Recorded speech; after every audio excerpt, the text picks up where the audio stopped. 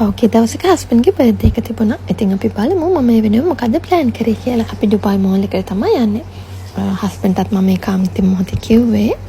Husband හිතාගෙන ඉන්නේ කෑමකට යන්නේ කියලා. ඉතින් අපි බලමු ඒකද මම ප්ලෑන් කරේ කියලා. මුලින්ම ගියේ බබේ එකක් හොයාගෙන. අපේ ගෙවල් ළඟ තිබුණ බබේ එක වහලා. ඉතින් ඒ නිසා මාස ගානකට පස්සේ තමයි මේ බබේ එකක් බොන්නේ.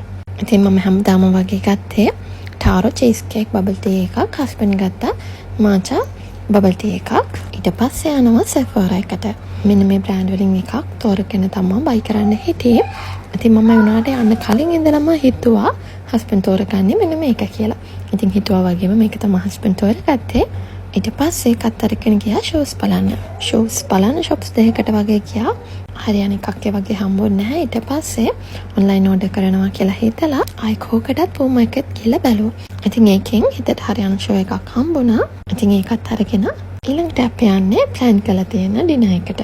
හස්බන්ඩ් මේ හම්බෙච්ච gift වලට හස්බන්ඩ් කොච්චර කැමති වුණාද කිව්වොත් එතනදිම perfume එක කඩලා යූස් කරලා ෂෝ එකක් ගත්තු ගමන්ම දාගෙන ගිහපු දෙක මාරු කරලා ඒ දෙක දාගෙන තමයි ආවේ. ඊළඟට ඩිනර් එක ගන්න යන්නේ ඩුබායි මෝල් එකේම තියෙන රෙස්ටොරන්ට් එකකින්. මේකේ නම මිං ඩයිනස්ටි. මේකේ මාර ලස්සන calm look එකක් තියෙන චයිනීස් රෙස්ටොරන්ට් එකක්.